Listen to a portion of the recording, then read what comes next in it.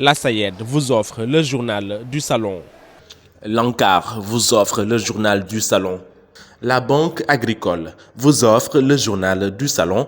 Le COSEC vous offre le journal du salon.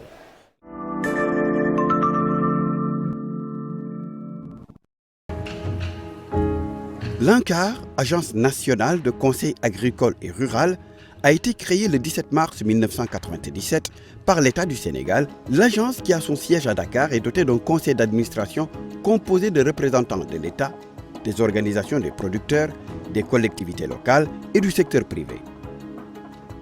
La direction générale s'appuie sur un secrétariat général et 2 directions techniques. La direction recherche, développement et innovation pour recentrer l'agence dans son cœur de métier, par le transfert de technologies générées et éprouvées et par la maîtrise et la capitalisation des innovations. La direction partenariat projets et programmes pour mieux développer le partenariat et avoir de grands projets dédiés au conseil de base au profit des bénéficiaires de l'action de l'agence. La direction générale s'appuie aussi sur des directions chargées des finances et de la comptabilité et des ressources humaines. Au niveau opérationnel, cette direction de zone, qui regroupe près de 90% des effectifs de l'agence, ont été implantées à l'intérieur du pays. Une direction pour chaque zone agroécologique. La zone des Niayes, la vallée du fleuve Sénégal, la zone sylvopastorale, le bassin arachidier nord, le bassin arachidier sud, le Sénégal oriental et la Haute-Casamance, et la basse et moyenne Casamance. Cela a permis d'avoir un dispositif de terrain décentralisé et un très bon maillage du territoire national avec la présence de conseillers agricoles et ruraux au niveau des communes. Les actions de l'agence sont adossées à une vision, un conseil de qualité pour une agriculture compétitive, diversifiée et durable. Les valeurs de l'ANCAR sont fondées sur l'éthique, le partage, la participation, la citoyenneté et la solidarité pour un conseil agricole rural de proximité efficient et comptable de ses résultats envers ses commanditaires au Sénégal. Les missions de l'ANCAR s'insèrent principalement dans l'axe 1 du plan Sénégal émergent, la transformation structurelle de l'économie et la croissance. L'ANCAR va se positionner dans les actions prévues dans le domaine des activités agro-pastorales et permettre aussi de mettre en valeur le potentiel de l'agriculture commerciale tout en favorisant le développement de l'agriculture familiale et assurer la relance des filières de production et des industries animales. Des progrès notables ont été accomplis avec le transfert et l'adoption massive de technologies, ciblant toutes les chaînes de valeur. Aujourd'hui, l'ANCAR s'oriente vers l'éthique, avec la digitalisation du conseil agricole et rural, avec le e-conseil, pour permettre d'atteindre à temps réel un vaste public. Pour la normalisation du conseil et du transfert des innovations, l'ANCAR vient de finaliser, avec l'appui de la FAO, des consultations et concertations nationales qui ont abouti à une stratégie nationale d'intégration des champs écoles producteurs dans les outils de conseil agricole et rural. L'ANCAR développe en continu un partenariat win-win avec les partenaires techniques et financiers. C'est parce qu'au Conseil sénégalais des chargeurs, COSEC, nous sommes conscients que l'émergence se joue d'abord en fast-track que nous intervenons dans tous les segments logistiques pour accompagner les chargeurs, importateurs et exportateurs. Accompagner les chargeurs, c'est agir dans la formation, comme le fait le COSEC avec le centre de traitement. Accompagner les chargeurs, c'est gagner la bataille logistique, comme le fait le COSEC en termes d'investissement au niveau des ports secondaires, notamment de Kaolack, Saint-Louis et Ziguinchor.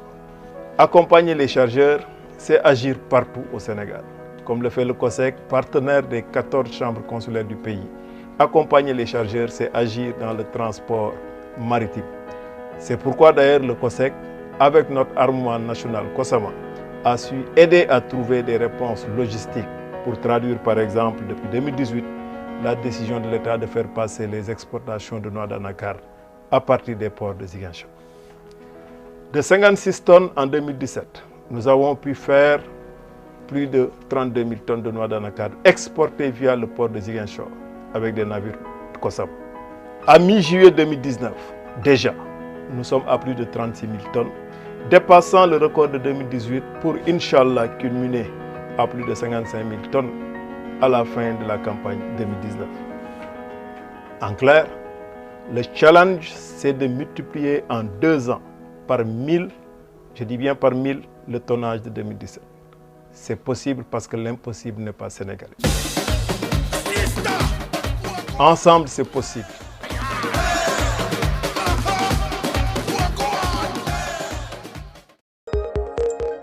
Plusieurs secteurs ont été impactés par les financements de la BNDE. Il s'agit notamment du secteur des transports, du secteur des services, du secteur du commerce et plus particulièrement du secteur de l'agriculture qui représente 26% de nos encours clientèle. Depuis 2014, la BND a injecté près de 100 milliards dans le secteur agricole avec un niveau de remboursement très satisfaisant. Ceci a été possible grâce à la mise en place de moyens de financement innovants. L'approche chaîne de valeur sous-tend tous nos modèles de financement du secteur agricole. Ces résultats ont été rendus possibles grâce à l'approche chaîne de valeur qui sous-tend tous nos modèles de financement dans ce secteur.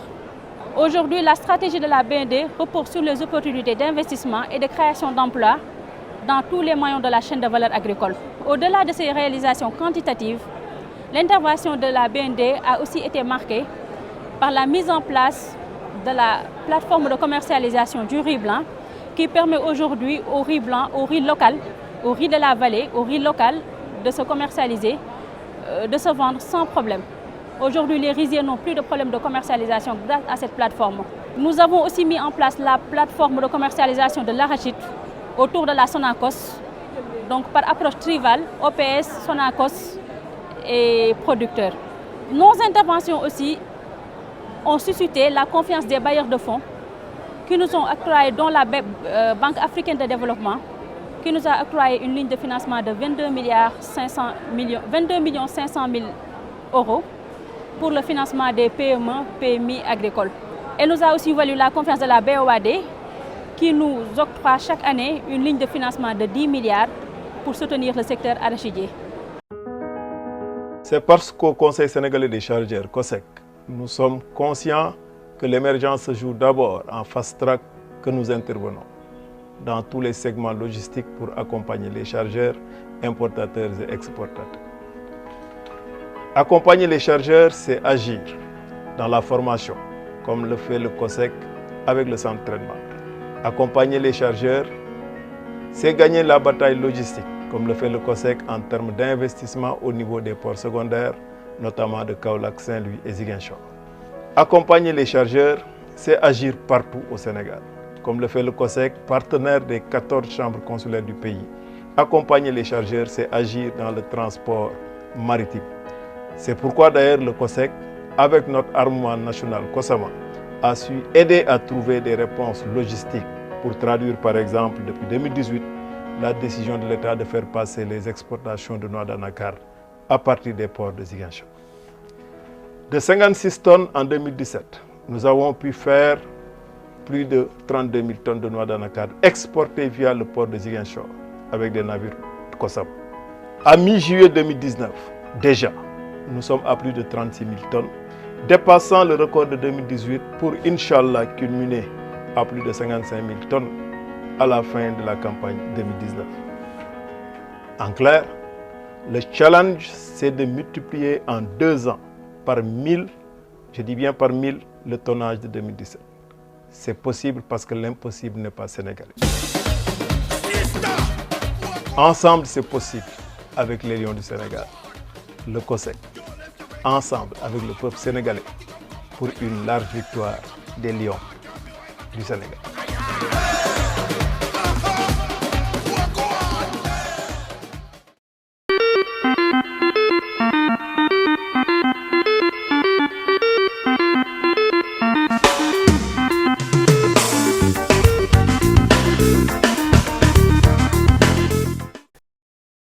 Mesdames et messieurs, bonsoir. Merci d'avoir choisi la RT1, votre télévision nationale, et bienvenue dans ce rendez-vous. Vous allez voir, aujourd'hui, je suis à côté de ce grand taureau que vous voyez ici au niveau du Salon de l'Agriculture. Ce soir, nous allons vous parler de la visite du ministre qui s'est rendu au niveau de la ferme digitale. Ici, au niveau du Salon de l'Agriculture, il y a ce qu'on appelle un village connecté. Vous allez voir des startups françaises qui sont aujourd'hui dans les innovations technologiques en matière d'agriculture. Le ministre a rencontré les principaux acteurs qui évoluent donc dans ces startups et vous allez voir que ces innovations innovations, on peut les introduire en Afrique. Retour avec vous aujourd'hui donc sur la visite de l'agriculture au niveau de la ferme digitale. La ferme digitale, un concept de village qui accueille des start-up, des jeunes aux idées futuristes pour développer des technologies qui vont booster l'agriculture. La ferme digitale, donc, c'est une association qui permet de regrouper tous les acteurs aujourd'hui du digital, donc toutes les startups du monde digital en France. Et Agriconomie, donc, c'est une société qui permet de distribuer donc, des engrais, des semences, des pièces détachées ou de la nutrition animale directement en ligne pour les agriculteurs. Le ministre Moussa Baldé a particulièrement salué l'engagement de ces jeunes. Il a invité les Sénégalais à redoubler d'engagement. C'est avec plaisir que j'ai visité la ferme digitale ici au Salon de l'Agriculture, où il y a la société Agri-Économie qui a été créée par des jeunes sortis des grandes écoles, des jeunes garçons, des jeunes dames, qui finalement se positionnent comme l'une des sociétés les plus prospères de France. Donc je pense que nous invitons les jeunes Sénégalais, comme il l'a dit tout à l'heure, à croire en eux-mêmes, à croire aux innovations technologiques dans l'agriculture. Et vous savez que j'ai fait de l'innovation technologique dans l'agriculture un des piliers de notre stratégie. Dans le hall 2, cette réunion technique se tient avec les membres de l'Interfel, l'interprofession des fruits et légumes frais. L'objectif est d'accompagner les acteurs des différentes interprofessions du Sénégal. Avec Monsieur le ministre, c'est de structurer les filières plus sur les fruits et légumes au Sénégal en partenariat avec l'interprofession française. Ça fait suite à différentes missions que nous avons effectuées déjà et nous aurons l'occasion effectivement d'y retourner très prochainement. Je sais que les filières au Sénégal des fruits et légumes se structurent déjà depuis quelques mois et quelques années. Donc maintenant, c'est d'intensifier cette structuration en lien effectivement avec Monsieur le ministre et la politique aujourd'hui du Sénégal, d'avoir une véritable filière adaptée au monde qui nous attend sur l'alimentation. La délégation sénégalaise a innové cette année. Elle a rencontré des acteurs qui peuvent donner des idées et permettre de booster le secteur agricole. Nous sommes là aujourd'hui, comme à l'accoutumée, participer au Salon international de l'agriculture pour y voir des choses intéressantes que nous pourrons peut-être expérimenter chez nous au Sénégal. Pour ce qui est déjà du stand du Sénégal, je ne peux que me féliciter. Me féliciter surtout par rapport à l'avancée notée dans le domaine de l'emballage. Les années passées, ça a toujours été quand même un problème sérieux et ça a toujours été aussi des observations, des remarques qu'on a eu à faire par le passé. Cette année, nous avons noté quand même que les acteurs sont beaucoup plus professionnels, avec une orientation beaucoup plus clientéliste. Et par rapport à ça, on ne peut que les féliciter, les encourager, mais aussi les rassurer de notre soutien permanent. En voyant un tout petit peu les différents produits exposés aussi, nous sentons cette transformation-là. Et c'est à travers la transformation qu'on pourra aller vers le cap que le président de la République lui-même s'est fixé, c'est-à-dire cap vers l'industrialisation. Au niveau des journaux dédiés aujourd'hui, on va parler d'émergence agricole. Ce matin, les acteurs qui évoluent aujourd'hui dans différentes filières se sont réunis. Vous allez voir aujourd'hui le programme national autosuffisance rue, la SAED, la SODAGRI. Ils ont tous échangé aujourd'hui sur les acquis en matière d'agriculture au Sénégal et aujourd'hui les perspectives. Retour avec vous donc sur cette deuxième journée dédiée aujourd'hui à l'émergence agricole et principalement sur les acquis. L'émergence agricole est devenue une réalité au Sénégal avec des acquis concrets et de bonnes perspectives en vue. La SAED, son pendant dans le sud, la SODAGRI et le PNAR sont revenus sur les faits marquants de cette émergence agricole. La SODAGRI, donc, comme vous le savez, c'est une société nationale donc, qui est chargée de piloter le développement agricole dans la zone sud et sud-est, donc depuis Ziguinchor jusqu'à Kédougou. Aujourd'hui, nous avons 5 régions d'intervention, 3 antennes et le périmètre irrigué de Anambé. Nous avons quitté une période de monoculture arachidière à une culture où un objectif précis a été fixé, l'autosuffisance en riz, mais dans une dynamique de diversification des productions agricoles. Et depuis lors, on a constaté quand même que dans tous les secteurs de la production agricole, des efforts extrêmement importants ont été faits et réalisés de ce point de vue-là. Nous avons surtout mis l'accent sur les résultats que nous avons obtenus dans le cadre du programme national d'autosuffisance en riz, mis en exergue un peu les efforts importants que l'État a eu à réaliser dans cette zone de la vallée et qui a permis aujourd'hui d'avoir des résultats très satisfaisants en termes d'augmentation des superficies cultivées, mais aussi de la production. À leur côté, les OPS qui souhaitent être de véritables relais pour davantage vulgariser ces acquis. Les Sénégalais ont la conscience tranquille. Cependant, nous avons effectivement attiré l'attention de ces structures que les organisations paysannes peuvent leur servir effectivement de relais en termes de communication, mais effectivement de vulgariser effectivement ce qu'ils ont fait et de traduire dans les faits les résultats importants qu'ils réalisent. Cette journée a été l'occasion pour les partenaires du Sénégal venus assister à la réflexion et l'ensemble des acteurs de saluer les efforts de notre pays dans le secteur agricole, cela appuyé par une forte volonté politique. Effectivement, la Banque agricole, dans ses nouvelles couleurs, est encore présente au Salon de Paris en compagnie du ministère de l'Agriculture et de l'Union nationale des chambres de commerce et industrie du Sénégal.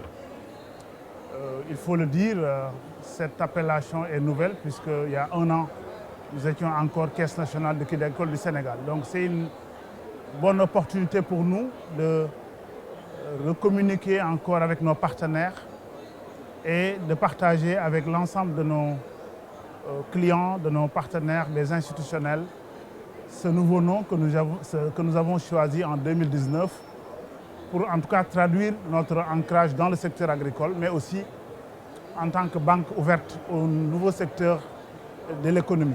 L'ensemble des secteurs de l'économie nous intéressent dorénavant, mais nous le faisons en restant encore une fois comme cœur de métier dans le secteur primaire. Et donc cela est une confirmation de notre expertise. Pour la campagne arachidière, ce que nous avons constaté comme tous les acteurs, c'est en tout cas les difficultés liées à l'offre de graines. Cela ne nous a pas permis de faire des financements comme on en avait dit de le faire pour les agro-industries, mais nous avons gardé des relations de partenariat avec la Sonacos pour l'aider à avoir sur le terrain, en tout cas, un réseau qui lui a permis de collecter quand même quelques quantités de graines.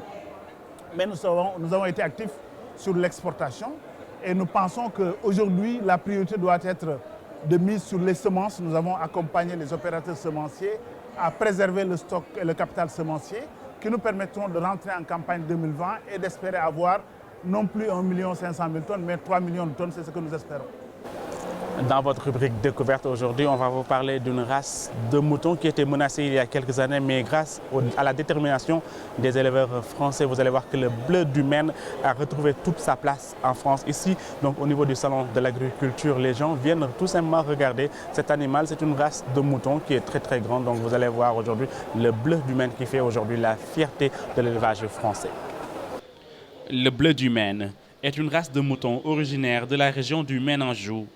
De grande taille, sa toison est blanche, mais sa tête et l'extrémité des pattes sont de couleur gris-bleu à noir. Il est issu des croisements entre brebis locales et des animaux britanniques de race Leicester. Le bleu du Maine est un mouton d'herbage. Il se caractérise notamment par la qualité de ses brebis qui, en plus d'être prolifiques, assurent une bonne croissance des agneaux par la production de lait abondante. Les agneaux produits sont lourds. Malgré ces qualités, les effectifs de bleu du Maine ont été en régression en France depuis le début des années 90. Toutefois, le travail des éleveurs passionnés ont permis à la race de retrouver une croissance depuis l'année 2010. Chers téléspectateurs, ce journal est à présent terminé. Merci à vous de l'avoir suivi. Je vous retrouve Inch'Allah demain dans un autre journal. D'ici là, mesdames et messieurs, comme d'habitude, je vous souhaite de passer une excellente fin de soirée en compagnie de votre télévision nationale. Donc, merci à vous de nous avoir accueillis ici avec donc, ce beau taureau. On se retrouve plus tard. Merci à vous, chers téléspectateurs.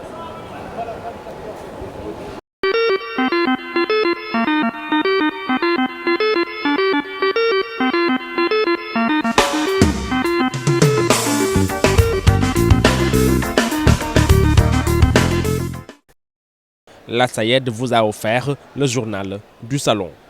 L'ANCAR vous a offert le journal du salon. La Banque agricole vous a offert le journal du salon. Le COSEC vous a offert le journal du salon.